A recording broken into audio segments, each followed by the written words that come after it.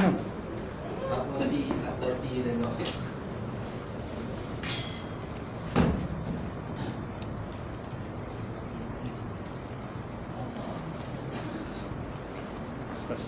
Ya.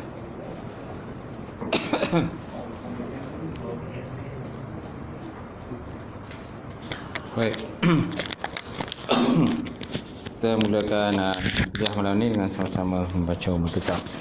Ila hadratin Nabi Muhammadin Mustafa Rasulullah sallallahu alaihi wasallam wa alihi kiram ashabi rizal masyaallah al-Fatihah. A'udzubillahi minasyaitonir rajim. Bismillahirrahmanirrahim. Alhamdulillahi rabbil alamin. Arrahmanir rahim. Maliki yaumiddin. Iyyaka na'budu wa iyyaka nasta'in. Ihdinas siratal mustaqim. Siratal ladzina an'amta 'alaihim ghairil maghdubi 'alaihim waladdallin. Amin. Assalamualaikum warahmatullahi taala wabarakatuh. Alhamdulillahillazi hadana li hadza wa ma kunna linahtadiya laula an hadallah. Asyhadu an la ilaha illallah wahdahu la syarikalah wa asyhadu anna Muhammadan abduhu wa rasuluh. Allahumma shalli wa sallim ala sayyidina wa nabiyina wa maulana Muhammad imamil muttaqin wa qadud du'al mujahidin wa ala alihi wa sahbihi ajma'in. Amma ba'd. Fa inna asdaqal hadis kitabullah wa khairal hadi hadi Muhammadin sallallahu alaihi wasallam wa syarrul umuri muhdatsatuha wa kullu muhdatsatin bid'ah wa kullu bid'atin dhalalah wa kullu dhalalatin finnar. Qala Allah Subhanahu wa ta'ala fi kitabil azim ba'da auzubillahi minasyaitonir rajim. Wal 'asr innal insana lafi khusr illa allazina amanu wa 'amilus solihati wa tawasaw bil haqq wa tawasaw bis sabr. Maksudnya demi masa sesungguhnya manusia itu semuanya berada di dalam kerugian kecuali orang-orang yang beriman dan mengerjakan amalan soleh dan berpesan-pesan dengan kebenaran dan berpesan-pesan dengan kesabaran. Alhamdulillah. Yang mati Fadil Tuan Imam kita, tak lupa juga Tuan Bilal, pengerusi surau, jawatankuasa, muslimin muslimat yang dirahmati Allah.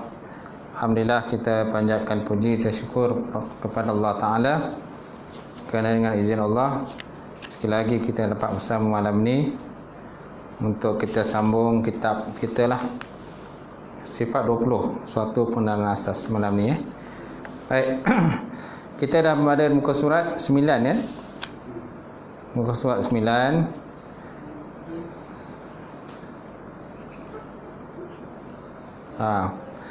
Manfaat dan kebaikan mempelajarinya. Nombor 5 tu, manfaat dan juga atau kebaikan mempelajarinya ilmu tauhid ataupun ilmu taqidah. So apakah manfaat dia? Adakah sengaja saja belajar tak ada manfaat ataupun suka-suka saja? Sudah tentu ada manfaat lah. Bab akidah ni penting. Bab akidah ni satu bab yang sangat penting. Kalau tak betul akidah kita, kemungkinan besar terjatuh dalam syirik kepada Allah Subhanahu wa taala. Baik. Kita masih lagi dalam pembahasan Mabadi itu, Mabadi 10, dasar-dasar ilmu tauhid. Hari itu kita dah lihat tentang nama, sumber, kandungan dia, kemudian bidang dan skop perbicaraan dia ataupun maudhu' dia. Dia ada 4 dia punya skop perbicaraan dia. Pertama, masalah ilahiyat, masalah ketuhanan. Yang kedua, masalah nubuat, kenabian. Yang ketiga, masalah ghaibiyat, perkara gaib ataupun sam'iyat. Sam'iyat ialah perkara-perkara yang didengar daripada baginda Rasulullah SAW berkenaan dengan perkara gaib, seperti masalah syurga, neraka, pada mahsyar, kiamat dan sebagainya. Kemudian yang keempat, mungkinat ataupun makhlukat. Mungkinat dan makhlukat ni benda yang samalah, walaupun istilah berbeza. Mungkinat ni benda mungkin. Mungkin ni kita lah. Kita ni namakan sebagai benda mungkin. Boleh Allah Ta'ala jadikan dan boleh Allah Ta'ala tidak jadikan. Terpulanglah pada Allah. Tapi hakikatnya kita nampak kita dah jadikan lah. Bila kita dah jadikan, so apa tugas kita? Mesti ada tugas kan? Sebagai khalifah. Salah satunya adalah sebagai khalifah di muka bumi Allah Subhanahu Wa Ta'ala. Kita ditugaskan untuk memamarkan bumi, bukan untuk merosakkan bumi, bukan untuk menjanakan bumi. Baik, kemudian makhlukat. Makhlukat ni jamak daripada makhluk. Jamak mana ramai, jumlah ramai daripada makhluk yang berkaitan dengan jirim dan juga arat. Jirim ialah benda, arat ialah sifat kepada benda. Kemudian sekalian lihat malam ni yang kelima pula, manfaat dan kebaikan mempelajari ilmu tauhid.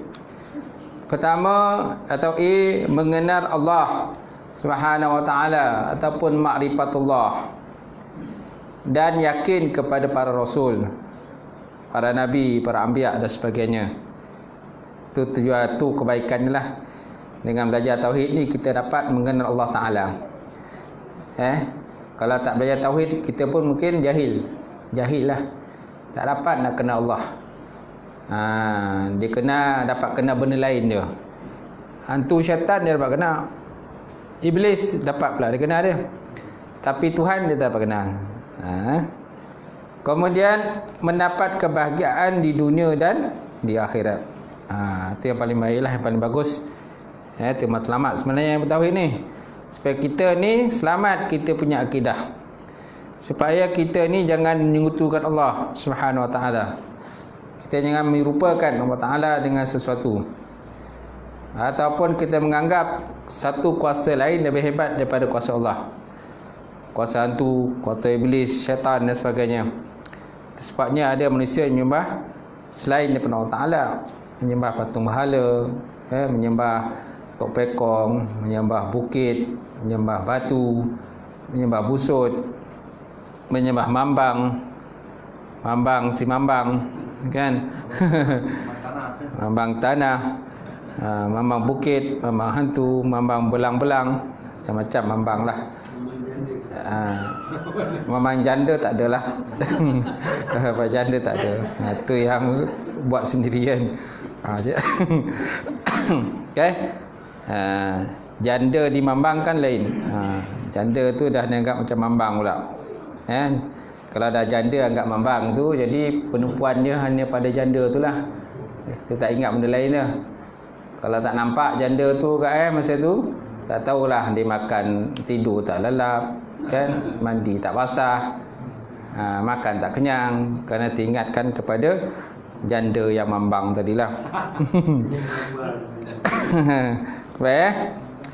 Jadi B, mendapat kebaikan di dunia dan akhirat. Okey, lihat muka surat 10. Kedudukannya berbanding dengan ilmu-ilmu lain. So, apakah kedudukan ilmu tauhid ni berbanding dengan ilmu fiqh, ilmu tasawuf, ilmu akhlak, ilmu bahasa Arab? Banyak ilmu dalam Islam ni. Sampai kadang berpuluh ilmu yang terdapat dalam Islam. Sebabnya kalau mengaji bab agama ni memang tak pernah habis. Tak pernah habis kan? Taranum pun kadang-kadang tak habis kita belajar. Dengan rasnya, dengan hijaznya, dengan sikah dia, macam-macam bentuk lagu. Itu taranum aja tu. Belum tajwid lagi. Belum tauhid, belum fiqh, belum usul fiqh, usul fiqh, belum tafsir lagi, belum hadis lagi, usul hadis, masalah hadis. Banyak sangatlah ilmu Islam ni. Jadi malanglah tuan-tuan kalau kita hidup dalam dunia ni tak pernah belajar. Tak pernah belajar, tak pernah ambil tahu pun tentang Islam ni. Tentang ilmu Islam ni memang rugilah rasanya hidup dalam dunia ni. Hidup dunia ni macam percuma je, tak ada faedah langsung. Baik. Jadi kedudukannya banding dengan ilmu lain, iaitu ilmu yang paling utama. Dia kata macam ilmu yang paling utama lah. Penting sangatlah ilmu ni. Tak guna kalau tuan-tuan semayang tapi akidah tak betul. Betul tak? Semayang, memanglah semayang tu daripada sudut fiqh, sudut zahiriat dia fiqh. Tapi tauhid ni dalam sudut batin. akidah kita lah. Gitu. Tasawuf pun macam tu juga. Tasawuf pun dia mementingkan luaran dan juga dalaman. Tasawuf. Kalau fiqh lebih pada fiqh lebih pada luaran. Hukum-hukum luaran. Akidah pada tingkat ataupun pegangan kita lebih pada dalaman lah. Tasawuf ada yang luaran dan juga ada dalaman lah. Ada tasawuf. Seperti sifat zuhud, sifat takwa, sifat benar, sidik benar, sifat sabar. Okey? Tu semua dalam konteks tasawuf tu, akhlak. Kemudian yang ketujuh, tokoh yang menyusun ilmu kaedah ilmu ini. Ilmu tauhid ni siapa yang menyusunnya? Pertama Abu Hasan Asy'ari, Imam Abu Hasan Asy'ari yang meninggal dunia pada 324. Lahir bila? 260. Lahir di 260, meninggal pada 324. Kemudian Imam Abu Mansur Maturidi. Imam Abu Mansur Maturidi meninggal pada 333 Hijrah. Ni imam besar lah dalam mazhab Syafi'i ni, dalam mazhab akidah ahli sunnah ni. Kita ni berpegang ahli sunnah wal jamaah di Malaysia ni. Kalau kita berpegang Syiah, orang kata kita pelik lah. Pelik. Syiah ke, Wahabi ke, Khawarij ke, Islam orang kata pluralisme ke, sekularisme dan sebagainya. Jadi orang anggap kita ni pelik lah. Tak betul lah. Kita Islam ni kena Islam ahli sunnah wal jamaah. Nabi SAW bersabda, kan akan berlaku pada akhir zaman nanti, umat aku akan berpecah kepada 73 golongan. 73 golongan kata Rasulullah SAW. Daripada 73 golongan itu, 72 masuk dalam neraka. Kecuali satu je yang tinggal. Itulah Ahlussunnah wal Jamaah. Apa maksud Ahlussunnah wal Jamaah? Itulah seseorang yang berakidah dan beretikat sebagaimana etikat dan pegangan baginda Nabi Muhammad sallallahu alaihi wasallam dan juga para sahabat radhiyallahu taala anhum ajmain. Baik. Ya, jadi Imam Abu Hasan Maturidi, Imam Abu Hasan Asy'ari ini ialah pengasas kepada akidah Ahlussunnah wal Jamaah. Okey. Kenapa tak kata Nabi? Kenapa tak kata baginda Nabi Muhammad sallallahu alaihi wasallam sebagai penyusun akidah Ahlussunnah? Kita tak kata Nabi, walaupun yang sebenarnya Nabi Islam tu turun pada Nabi Muhammad sallallahu alaihi wasallam. Tetapi bahasa tu bukan dalam sudut yang seperti susunan-susunan macam ni lah. Okey, masa tu dalam contoh dalam bahan mentah lagi.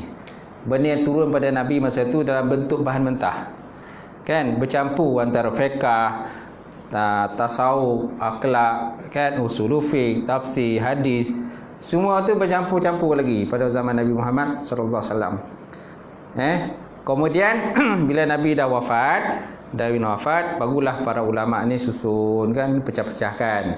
Okey, ini bab fiqh, ni bab akhlak, ni bab tasawuf, ni bab hadis, tauhid dan sebagainya, kan.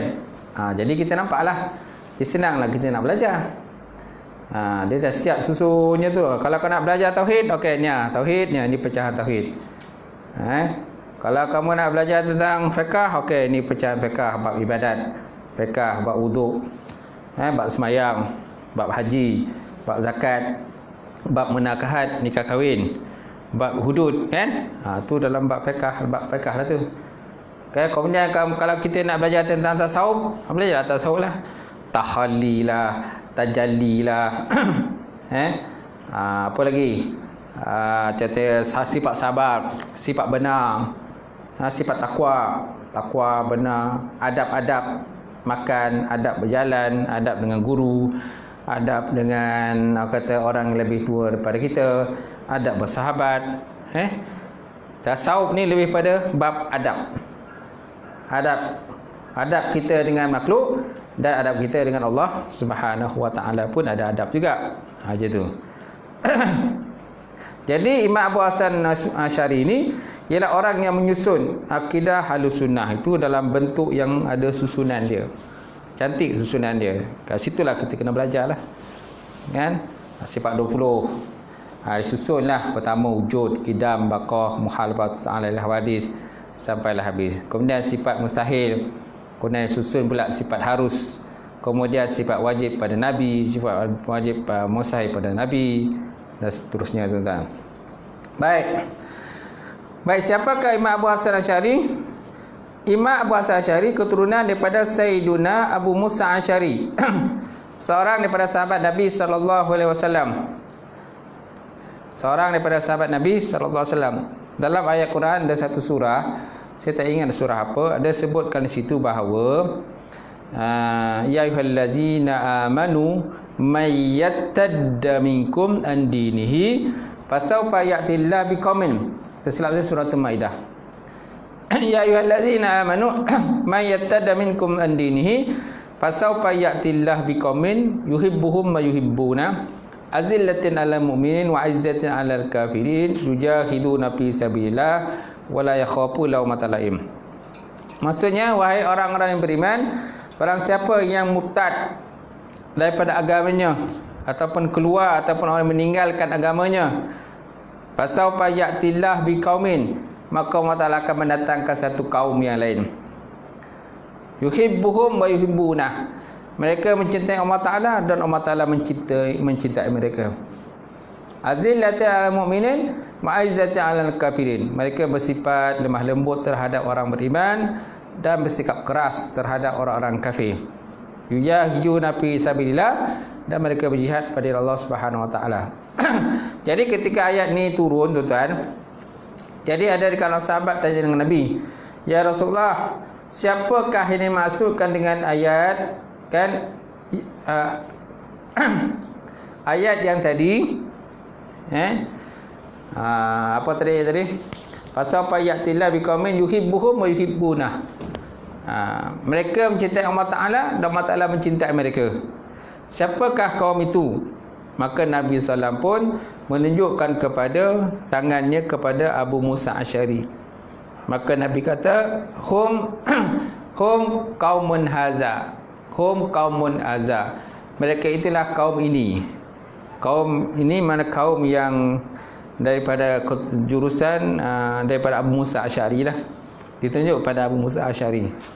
Baik. Jadi Abu Hasan Asy'ari ini salah seorang daripada keturunan Sayyidina Abu Musa Asy'ari itu.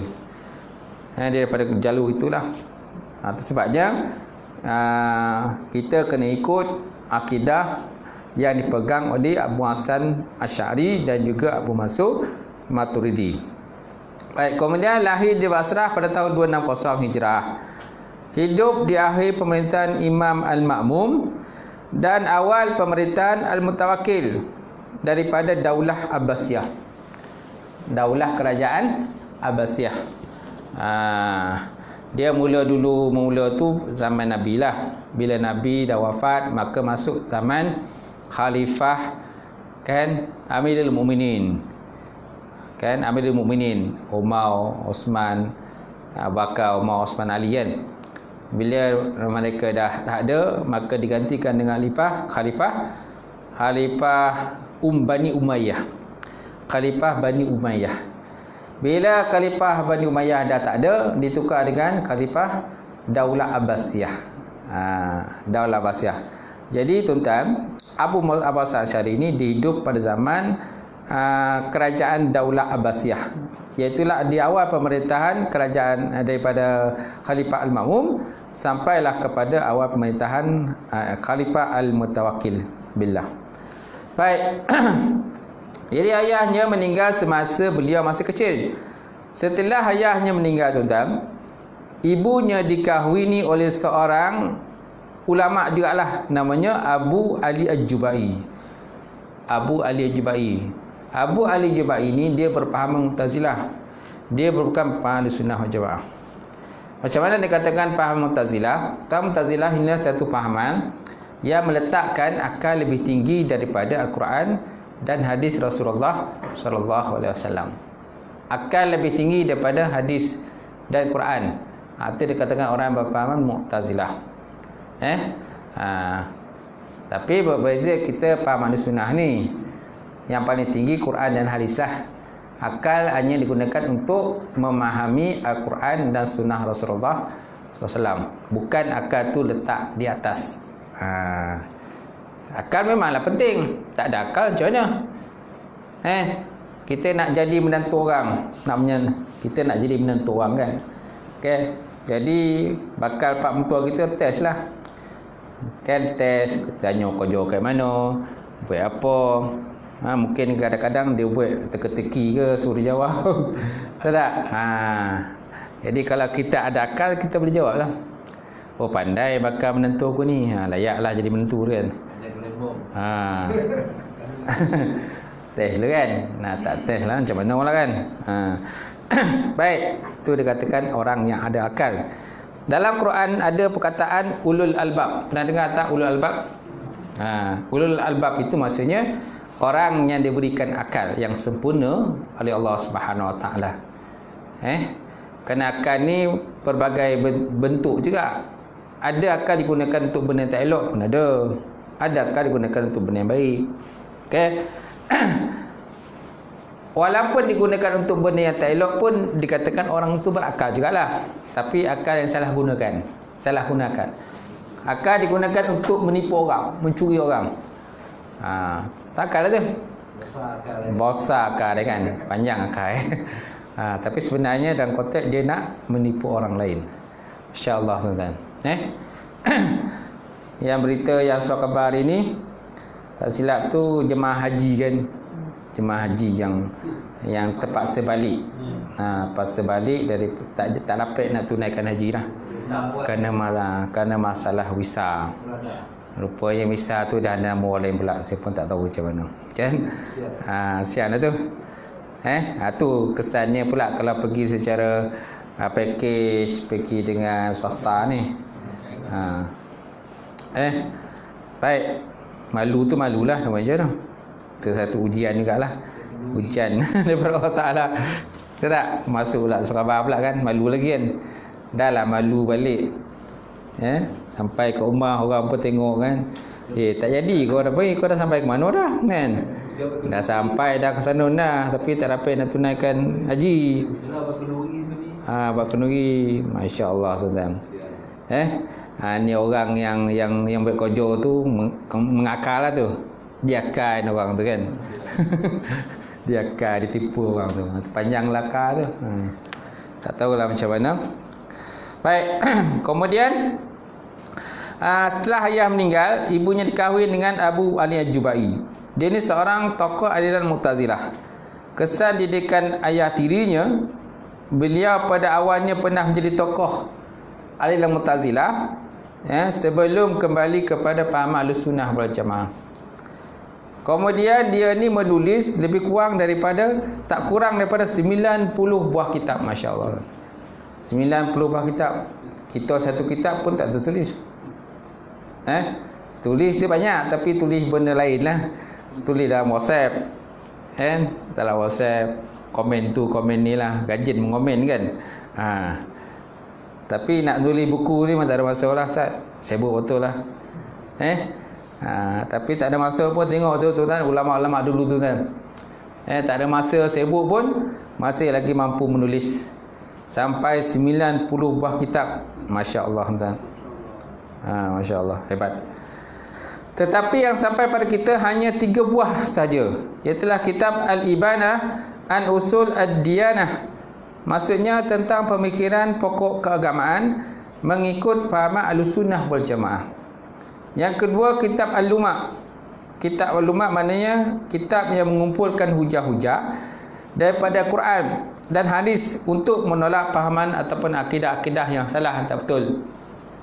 Yang ketiga kitab Maqalat Al-Islamiyyin wal Ikhtilaf Al-Mutakallimin. Maksudnya tentang perbandingan antara aliran-aliran akidah.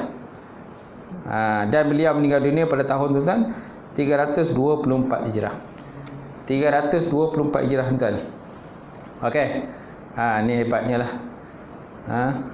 Ada riwayat menyatakan bahawa tuan-tuan kan, ada orang dia bermimpi berjumpa dengan Nabi Muhammad SAW. 3 kali tuan-tuan dia berjumpa Nabi. Sebelum dia masuk faham Ahlussunnah, Sebelum tu kan dia faham Mu'tazilah, kerana guru Mu'tazilah. Kerana seseorang tu biasanya ikut guru. Kalau guru ni tak betul, dia pun tak betul lah. Gitu kan. Kalau buku guru betul, maka anak murid menjadi betul. Jadi dia lama ikut fahaman gurunya Al-Jubai. Dan Jubai ini pengasas golongan Mu'tazilah. Tapi nak tadikan Allah Ta'ala dia ni masuk Ahlussunnah wal Jamaah. Dia bermimpi lah berjumpa dengan Nabi Muhammad SAW. 3 kali bermimpi. Dalam mimpi itu Nabi kata, wahai Abu Hasan Asy'ari, dia kata, perbetulkanlah akidah aku. Gitu. Perbetulkanlah akidah aku. Kerana banyak berlaku penyelewengan tentang akidah aku. 3 kali dia berjumpa baginda Rasulullah SAW. Maka akhirnya dia pergi macam orang kata bersuluk lah. Istilah kita bersuluk lah.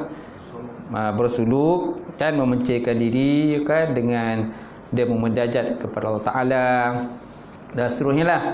Akhirnya satu hari tentang dia keluar ke Masjid Damsyik, bertemu dengan orang ramai. Dia kata, dia declare kepada orang ramai bahawa dia telah berpahaman Ahlussunnah wal Jamaah. Dia menanggalkan pahaman yang sebelum ini. Maka dia pakai, masa itu dia pakai jubah. Dia tanggal jubah dia dibuang jubah dia. Dia kata, aku menanggalkan pahaman aku yang lama, samalah seperti aku membuang jubah aku ini. Kalau sebelum ni aku berfaham Mu'tazilah, sekarang ni aku telah pun berpahaman Ahlussunnah wal Jamaah. Lepas itu pula tuan-tuan, bila dah declare dia faham Ahlussunnah, maka dia karang pula kitab-kitab dalam Ahlussunnah wal Jamaah untuk menolak pahaman Mu'tazilah pula. Itulah kerja ulama dia. Cerita ni ada sebut dalam kitab, tak silap saya, kitab Darus Samin. Dalam kitab Darus Samin yang dikarang Syekh Abdullah bin Daud Al-Patani. Ulama Patani lah, dia ada karang kitab tu. Berkenaan dengan kisah Abu Hasan Asy'ari ni yang bermimpi berjumpa dengan Rasulullah SAW. Dan dia keluar ke Masjid Damsyik dan dideklar bahawa dia meninggalkan pahaman Mu'tazilah, masuk pahaman Ahlussunnah wal Jamaah. Baik, kemudian Abu Mansur Maturidi pula. Abu Mansur Maturidi tak banyak kisah dia. Abu Mansur Maturidi Al-Ansari merujuk kepada Sayyidina Abu Ayyub Al-Ansari, juga seorang tokoh sahabat yang terkemuka. Dan beliau berasal daripada Maturid, sebuah kampung di Samarkand yang terdapat di wilayah Uzbekistan. Uzbek. Okey, jadi rupanya tuan-tuan, ulama-ulama besar ni dia merata-rata tuan-tuan. Dia bukan daripada Arab saja ulama-ulama ni. Ada yang daripada Rusia, macam Imam Bukhari kan. Imam Bukhari tu daripada Rusia, sepadan Rusia tu. Samarkand dia daripada situ. Sama juga dengan Abu Mansur Maturidi ni. Itu juga kata di Jawa ni, di Jawa ke ataupun di Asia ni banyak juga ulama-ulama. Daripada Jawa, Patani kan, daripada Palembangi, Al-Kelantani kan, Jawi, banyaklah ulama-ulama kan daripada Jawi ni yang mereka itu mengaji di Mekah. Bila mengaji Mekah, alim besar, balik bila mereka jadi alim, jadi nama mereka itu dinisbahkan ataupun dinasabkan dengan tempat kelahiran mereka. Kalau Negeri Sembilan, Negeri Sembilangi lah. Negeri Sembilangi ataupun Arembawi, Serembangi. Okey. Baik. Kemudian meninggal pada tahun 33 Hijrah ataupun 994 Masih, ketika berumur 85 tahun, menulis puluhan buah kitab. Masya Allah tuan-tuan, puluhan kitab. Bukan satu kitab tadi, berpuluh. Antaranya kitab At-Tauhid tentang pokok keagamaan mengikut Ahlussunnah wal Jamaah. Kemudian maqalat fi al-kalam. Kemudian rad mana menolak al-awail al-adillah. Awail al-adillah. Awal-awal dalil ataupun keterangan. Okey. Jadi siapa yang menyusun Tauhid tuan-tuan? Siapa dia? Abu Hasan Asy'ari dan juga Abu Mansur Maturidi. Abu Hasan Asy'ari juga dan yang Maturidi, mereka pun ada khilaf juga. Mereka pun ada juga perbezaan pendapat. Walaupun dua-dua ni yang mengasaskan akidah Ahlussunnah. Sama juga Ustaz Imam Abu Hanifah ke ataupun Imam Syafi'i ke Maliki ke, mereka pun ada juga perbezaan pendapat. Sesuatu hukum mereka beza juga pendapat. Dalam fiqh ulama-ulama ada berbeza pendapat, apalagi dalam tauhid pun ada juga. So maknanya Abu Hasan Asy'ari pun berbeza pendapat dengan Abu Mansur Maturidi. Contoh perbezaan pendapat mereka ialah seperti Abu Hasan Asy'ari menyatakan bahawa kan sifat yang wajib bagi Allah Taala itu ada 13 saja, tak ada 20. Sedangkan Abu Mansur Maturidi mengatakan sifat wajib Allah tu ada 20. Ada 20 sifat. Apa bezanya? Abu Hasan Asy'ari 13. Abu Mansur Maturidi kata 30. 20. Kenapa dia kata 13? Dia kata 13 itu dia tak masukkan sifat manawiyah. Hanya sifat mani saja. Wujud, qidam, baqa, muhabbatul ta'ala lil hawadis, qiyamat ta'ala bi nafsih, wadaniyat, qudrat, iradat, ilmu, hayat, sama, basar, kalam. Sampai kalam saja. Mana ada 13 sifat dia. Dia tak masukkan kaunuhu ta'ala qadiran, kaunuhu ta'ala muridan, kaunuhu hayyan samian basiran, itu tak masukkan. Yang masukkan itu ialah Abu Mansur Maturidi je. Sedangkan Abu Hasan Asy'ari dia kata 13 saja. Kemudian apa alasannya Abu Hasan Asy'ari menyatakan 13 saja. Dia kata bila dah sebut 13 itu tak perlu lagi sifat yang 7 lagi tu. Bila kita dah sebut kudrat, tak perlulah sifat kaunuhu ta'ala qadiran, tak perlu lagi lah, dia kata. Kena benda yang sama je, dia kata. Dia kata benda sama. Tapi sebenarnya ada perbezaan lah. Ada perbezaan sebenarnya. Kerana kudrat iradat itu sifat mani. Sedangkan qadiran, muridan, hayyan itu termasuk dalam sifat manawiyah. Sebenarnya ada berbeza. Baik, kemudian hukum pelajarnya. Okey, apakah hukum belajar tauhid ini? Iaitu hukumnya ialah fardu ain, tuan-tuan. Fardu ain mana wajib ke atas setiap mukallaf, lelaki dan perempuan, mempelajari ilmu tauhid dengan dalil ijmali ataupun dalil yang ringkas. Mempelajarinya dengan dalil tafsiri terperinci dengan perincian-perincian yang mendalam, hukumnya adalah fardu kifayah. Hukumnya fardu kifayah. Kalau yang rekas-rekas ni, ini hukumnya adalah fardu ain. Yang detail-detail ni fardu kifayah. Jadi kalau tuan-tuan nak detail, termasuk dalam fardu kifayah lah. Tapi digalakkan belajar. Galak belajar. Kalau tak belajar kan, kalau cukup ia hanya sekadar yang basic-basic kan, kemana ilmu kita tu tak mendalam lah. Zaman sekarang ni macam-macam, tuan-tuan. Masalah kan? Masalah dunia zaman sekarang ni, pahaman-pahaman orang, akidah-akidah orang zaman sekarang ni, macam-macam akidah dia. Jadi kalau kita tidak ada ilmu tauhid yang kuat dan mantap, dia takuti mudah terjerumus. Kan pernah kita tengok kan, orang kadang-kadang doktor, engineer, lawyer, peguam, kan, masuk pahaman Syiah, kan, terdengar kan, masuk pahaman Syiah, mengamalkan pahaman Syiah. Betul tak? Terdengar kan? Jadi maknanya akidah kita ni kena mantap, kuat.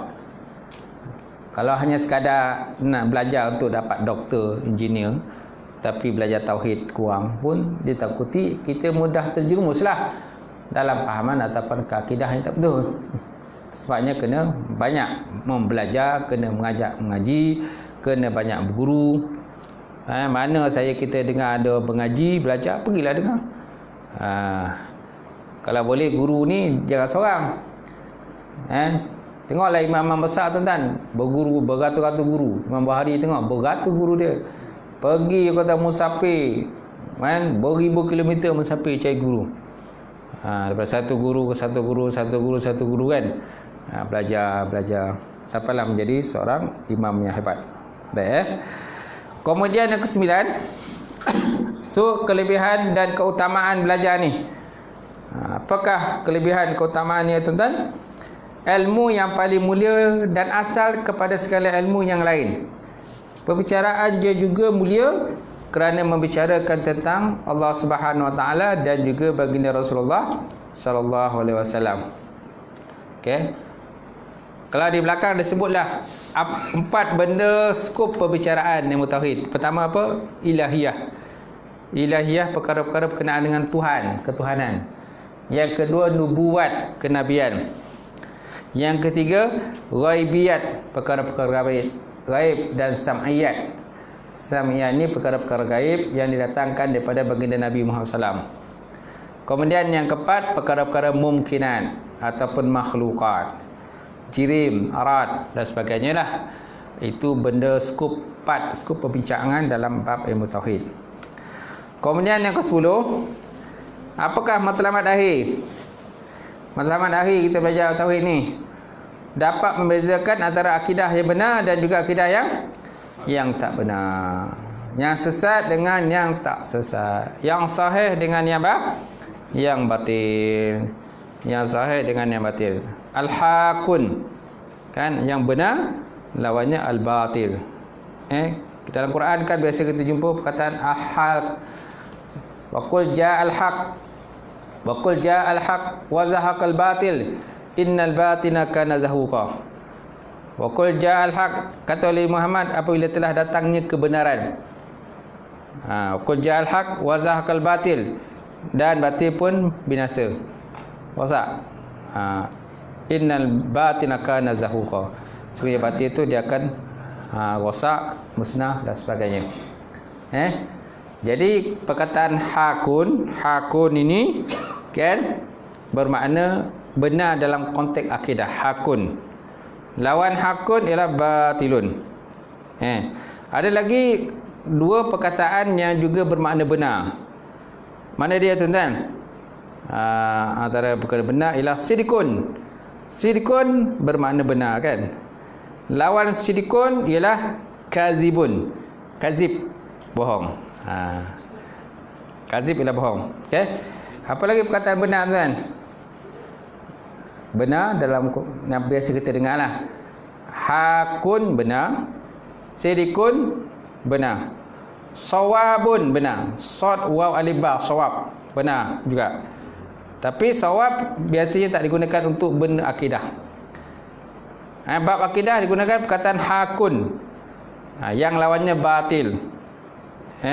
Sawab ini ialah benar juga, lawannya ialah khata', salah.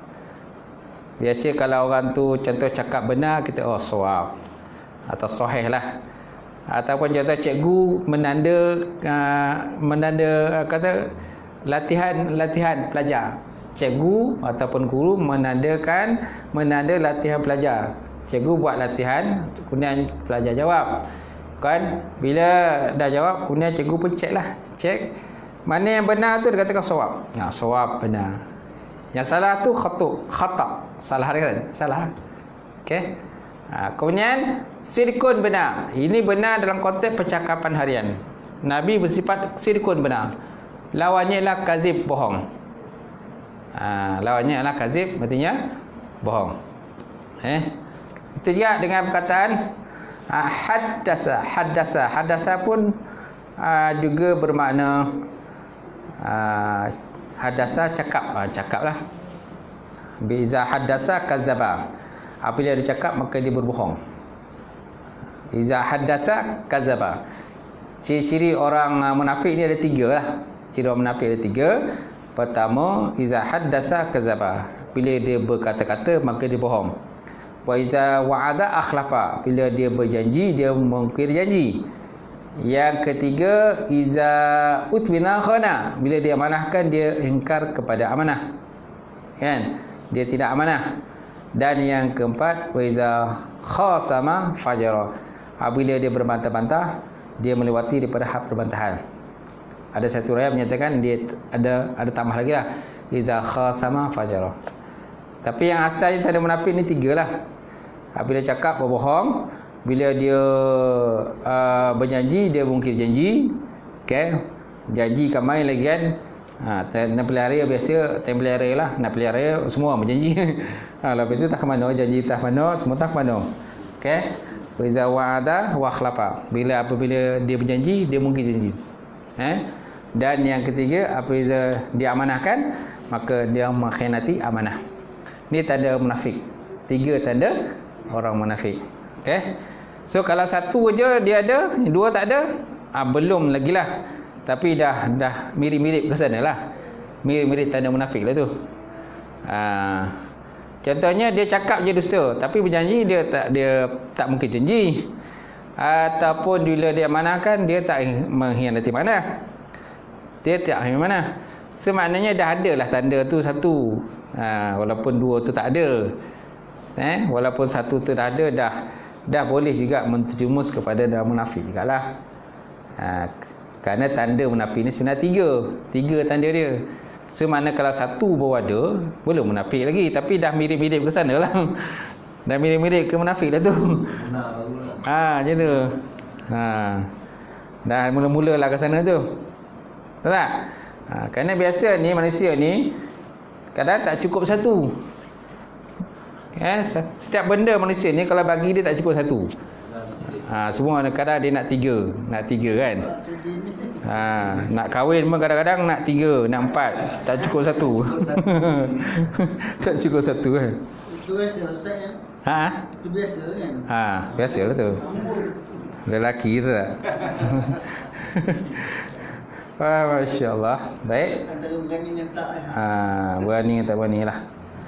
Baik, seterusnya kita lihat muka surat 12 Pelajaran ketiga, fardu ain paling awal ke atas setiap mukallaf.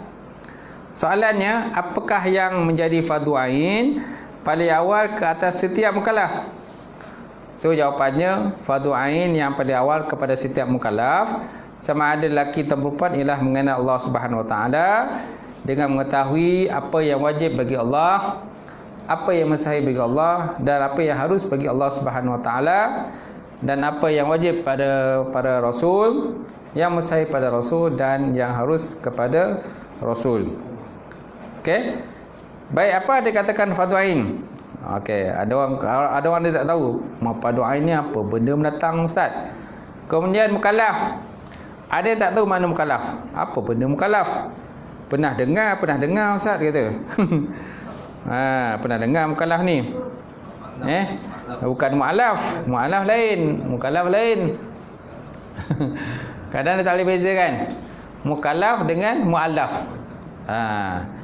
Ataupun contohnya istilah wali hakim dengan wakalah wali. Wali hakim dengan wakalah wali. Ustaz, boleh tak saya nak buat wali hakim gitu? Kenapa nak buat wali hakim? Dia tak faham wakalah wali dengan. Saya tanya, ada wali tak? Ada ustaz. Habis kalau ada wali, kenapa nak mohon wali hakim? Tak? Dia kalau mohon wali hakim ni ialah orang-orang yang ada kes-kes tertentu. Contohnya wali dia ada tapi enggan menjadi wali. Saya tanya dia, wali nak jadi wali tak? Nak. Habis kenapa nak mohon wali hakim? Wali hakim ni untuk orang-orang yang ada wali, contoh dia, tapi wali enggan menjadi wali. Istilah dalam kurungan tu wali enggan. Wali enggan. Ataupun wali gaib. Wali ada tapi tak tahu duduk kat mana. Tak dapat kesan dah berapa puluh tahun dah tak jumpa. Okey. Tu boleh mohon wali hakim lah. Yang ketiga ialah anak yang tidak sah taraf. Anak tak sah taraf. Anak luar nikah setelah kita kan. Wali ada, tapi wali itu tak layak jadi wali. Kerana anak ni tak sah taraf. Kan? Anak ni lahir dulu, kahwin kemudian. Mak bapak dia kahwin kemudian, anak dah lahir dulu dah. Jadi bapak tu tak layak jadi wali dah. Kenapa? Anak tu anak luar nikah, anak tak sah taraf. Ataupun saudara baru. Saudara baru masuk Islam, perempuan masuk Islam, dia ni contohnya Cina ataupun India sebelum ni, dia bukan Islam, kemudian dia convert masuk Islam. Dia masuk Islam dia seorang je. Bapak tak masuk Islam, abang tak masuk Islam. Dia seorang masuk Islam. Kemudian ada orang lelaki pula minat dengan dia, nak nikah dengan dia. Jadi wali tak ada. Wali tak ada, jadi mohon wali hakim mahkamah lah. Nampak tak? Macam tu. Ataupun seseorang itu memang tidak ada wali langsung, tiada wali nasab. Maksudnya tiada wali nasab ni ialah ayah dah meninggal, bapa atuk pun dah meninggal, dia pula adik-beradik dia perempuan je. Adik-beradik perempuan je. Lima orang dia adik-beradik, 5 orang, 5 perempuan. Tak ada seorang pun lelaki. Pak saudara pun dah meninggal dah. Pak saudara semua dah meninggal. Anak pak saudara pun dah tak ada lelaki, semua perempuan je. Keturunan perempuan. Sila kita ni keturunan perempuan je lah. Perempuan je kan, lelaki tak ada. Ini dikatakan sebagai tiada wali nasab. Tiada wali nasab, boleh mohon mahkamah untuk mohon wali hakim lah. Macam tu. Itu dikatakan wali hakim. Berbeza dengan wakalah wali. Wakalah wali ini ialah wali ada. Wali ada dan wali layak menjadi wali. Cuma pertama contohnya waktu nikah wali tak dapat hadir sebabkan urusan-urusan kerja, jadi dia tak dapat hadir hari tu, jadi dia buatlah wakalah wali awal pada nikah. Ataupun dia hadir waktu akan nikah itu, cuma dia tak nak akadkan, dia tak confident nak akadkan benda tu, jadi dia wakalah pada juru nikah, tuan saya wakalah tuan lah, tuan nikahkanlah, kan? Itu dikatakan wakalah wali. Wakil lah, saya wakil lah. Wakil wali. Saya wakil wali, bukan wakil wali. Wali ada, tapi wali tak nak menikahkan, mengakadkan kerana kemungkinan kurang keyakinan dia masa tu. Jadi dia wakil pada nikah untuk menikahkan. Berbeza dengan wali hakim. Wali hakim tu kan? Wali hakim lain. Yang tadilah kes tadi. Kan wali dengan anak tak sataraf, macam tu. Kan? Mana dua lafaz seolah macam sama tapi tak sama. Bila dihuraikan, dibahaskan tu, rupa tak sama. Faham tak? Baik. So fardu ain. Fardu ain atau wajib ain ialah apa yang dituntut syarak kepada setiap individu yang mukallaf untuk mengerjakannya dengan tuntutan pasti dan tidak akan terlepas tuntutan seorang mukallaf kecuali dengan melakukannya sendiri, yang tak boleh diganti orang lain. Tak boleh diganti ke orang lain. Mana setiap diri mesti kena buat. Asal dia dah balik dan berakal, mesti dibuat. Contoh solat. Solat tak boleh diganti ke orang lain. Kita sendirilah yang kena menggantikan. Kalau puasa contoh boleh. Puasa boleh kan? Ayah kita, mak kita dah meninggal, dia tinggal puasa. Kita boleh buat fidyah lah, fidyah puasa. Ada juga orang pendapat boleh buat fidyah solat. Saya tak pastilah, tapi ada juga dengar begitu. Tapi kalau puasa, fidyah puasa ni biasalah fidyah puasa. Mak ayah kita dulu dia tinggal puasa, maka kita buat fidyah puasa. Faham kan? Kalau salat ni makna setiap diri wajib mendirikannya. Terutama sekali orang lelaki. Orang lelaki ni dia tidak ada istilah uzur, contoh period ke, haid, nifas ke, dia tak ada istilah tu. Kalau perempuan ni dia ada cuti dia. Lelaki ada cuti tak? Tak ada cuti. Jangan minta-minta cuti pula. Ataupun yang kata ada cuti. Aku cuti lah hari ni, tak dapat nak solat dah. Tak dapat nak solat. Kenapa kau cuti? Ada keluar darah lah. Ada keluar darah. Ke mana keluar darah tu? Ke hidung ni kan? Ke hidung tak boleh dah. Ataupun keluar ke darah kat situ. Kat situ keluar darah. Tapi darah apa? Tak tahu kan? Darah haid ke? Bukan darah haid. Kemungkinan dia ada kena batu karang kan? Kalau kena batu karang ke, basi ke kan? Barulah keluar darah. Keluar darah pada kemaluan dia. Lelaki keluar darah. Tapi bukan namanya darah haid. Bukan. Macam tu. Tak sama darah kan? Darah pun banyak jenis juga. Macam-macam darah.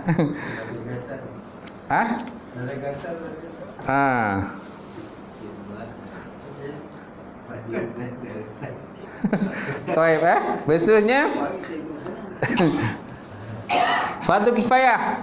Fardu kifayah ataupun wajib kifayah ialah pula ialah apa yang dituntut oleh syarak kepada sekumpulan mukallaf untuk mengerjakannya, bukan kepada setiap individu. Di mana apabila ia dilakukan oleh sebahagian mukallaf, maka fardu atau wajib itu telah terlaksana dan gugurlah kewajipan ke atas orang lain. Jika tidak dilakukan oleh mana-mana mukallaf, semua akan berdosa dan dianggap derhaka dengan perintah Allah Subhanahu Wa Taala. Contohlah dalam bab kata mandi jenazah kan. Ada jenazah kan, ada orang meninggal. Jadi cukup seorang sahaja menguruskannya, dah terlepas yang lain. Seorang saja urus jenazah tu sampailah ke bumi semua, maka terlepaslah dosa yang lain lah. Tapi kalau seorang pun tak nak uruskan, pergi lantarlah kau, biarlah lah jenazah tu kan terdampar macam tu, maka kira yang lain tu kira berdosa lah. Dosa aja tu. Tapi kita tak adalah seorang je yang uruskan, betul tak? Biasa ramai kita kan, ramai pakat-pakat lah uruskan. Biasalah kalau ada kematian berapa kan, masing-masing nak beranak sepakat semua balik, tolong bantu, payah boleh bantu. Kali kubur ke, mandi jenazah ke, kan, kapan ke, betul tak? Uruskan apa yang patut. Jadi maknanya kira terlepas lah tu. Terlepas lah, mana lain pun terlepas. Seorang dah buat, mana lain terlepas. Tapi kalau ramai buat, lagi baiklah, lagi besar pula pahala dia. Macam tu. Baik, 28. So, siapakah dikatakan sebagai mukallaf? Berbeza dengan muallaf. Muallaf ialah seseorang yang dijinakkan hatinya, ataupun orang yang telah masuk Islam, baru masuk Islam. Dan tempoh muallaf ini, saudara baru ni lebih kurang ada nyatakan power 3 tahun. 3 tahun tu boleh kita katakan sebagai muallaf ataupun saudara baru. Kalau lebih 3 tahun ni, tidak lagi lah kita katakan saudara baru. Dah lama dah tu. Kadang dia pun dah pandai gitu. Dia pun lagi codik cerita kamu daripada cerita. Bukan mu'alaf lagi dah. Bukan mu'alaf. Dia katakan 3 tahun. Ada yang katakan 3 tahun lah. Saya pernah tanya sahabat saya.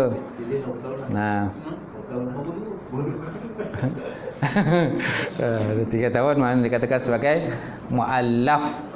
Masalahnya tuan, kadang dah 10 tahun dah. Dah 10 tahun pun masih lagi minta bantuan ni, bantuan tu.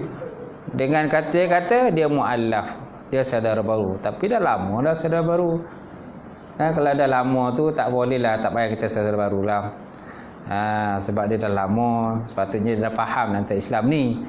Ini tak faham tentang Islam. Masuk Islam lama dah. Rupa dia tak mengaji. Tak mengaji, tak belajar. Itu yang susah tu. Tak solat pun ada. Walaupun dalam masuk Islam. Umar solat, dia tak solat. Ada je, saya jumpa kes tu. Umar solat, Umar dia Melayu lah, Islam, orang Melayu. Suami ini orang Cina masuk Islam. Tapi masuk Islam ni dah lama dah. Bukan setahun dua. Dah hampir dah 10 tahun dah masuk Islam. Tapi solat tak buat. Belajar tak nak. Macam mana tu? Belajar tak nak kan? Kenalah belajar. Baik. Mukallaf ialah asal mana mukallaf ni orang yang diberati hukum. Orang yang diberati hukum atasnya, itu dikatakan sebagai mukallaf. Contoh mukallaf, ciri mukallaf ialah seorang yang balik, kemudian berakal, kemudian sampai suruh Islam kepadanya, dan selamat daripada buta dan pekak. Dia tak buta dan dia tak pekak. Sempurna dia punya panca indera itu, boleh kita katakan sebagai itu sebagai seorang yang mukallaf. Kita ni semua dah mukallaf. Tak ada yang tak mukallaf kan, semua dah balik dan juga berakal. Masya-Allah. Baik. Kemudian 29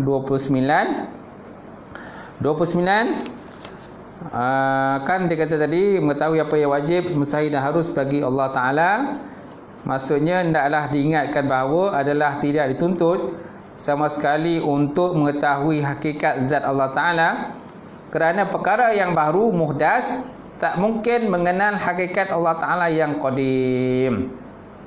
Tak mungkin kita nak dapat kenal zat Allah. Yang kita wajib belajar ni ialah sifat yang wajib bagi Allah. Zat Allah kita tak tahu macam mana bentuk dia. Tak tahu macam mana bentuk. Itu sebabnya Nabi SAW bersabda, tafakkaru fi khalqillah wala tafakkaru fi zatillah, ataupun fillah. Naklah kamu berfikir tentang benda yang dicipta oleh Allah. Jangan kamu fikir tentang zat Allah, kerana kita tak akan mampu mencapai tentang zat Allah Subhanahu wa ta'ala tu macam mana bentuknya yang sebenar. Kita tak tahu lah. Macam tu. Baik, dan apa yang wajib, mustahil dan harus bagi para rasul. Okey. Imam Sanusi menyebutkan dalam kitab Ummul Barahin, muka surat 1, wa yajibu ala kulli mukallafin syar'an ay ya'rifa ma yajibu li haqqi maulana jalla wa azza wa man yastahilu wa man yazuzu wa kaza yajibu alai ay ya'rifa misla zalika fi haqqi rasul alaihi salatu wassalam. Wa yajibu, dan wajiblah ke atas, ala kulli mukallafin, pada setiap mukallaf, syar'an, pada syarak, ay ya'rifa, bahawa ia mengenal, ma yajibu fi haqqi maulana, sesuatu benda yang wajib pada hak Tuhan kami jalla wa azza, wa man yastahilun, barang yang mustahil dan barang yang harus kepada hak Allah Ta'ala. Wa kaza, dan demikian juga, yajibu, wajiblah alaihi, atasnya seorang mukallaf itu, ay ya'rifa, bahawa mengenal, misla zalika, seumpama demikian, fi haqqi rasul, pada hak para rasul alaihi salatu wassalam. Ini petikan terdapat dalam kitab Ummul Barahin, matan Ummul Barahin ataupun matan Sanusi lah. Orang kata matan Sanusi. Matannya Sanusi ni nipis je matan Sanusi, tapi dia punya syarah tu panjang berlebar, kan, lebar-lebar, panjang-panjang, berjela-jela kitab-kitab yang dikarang untuk mensyarahkan matan. Matan ni dia benda yang macam benda yang ringkas je, benda ringkas dia katakan matan lah, macam tu. Okey tuan-tuan, sekadar itulah perbincangan kita pada hari ini. InsyaAllah akan datang kita sambung lagi. Bawah tu ada lagi 13 bawah tu tak baca lagi, 14, 15 dan sebagainya. Wallahu a'lam bissawab wa ilaihi marji'un. Cukup sekadar tu perbincangan kita. Saya buka soalan, kalau ada soalan. Tak ada, kita tutup. Ada?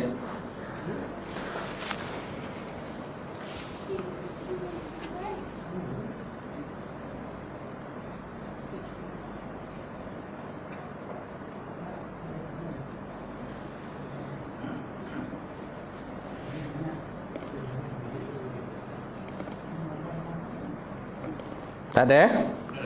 Okey, tak ada, kita tutup. Kerja kita.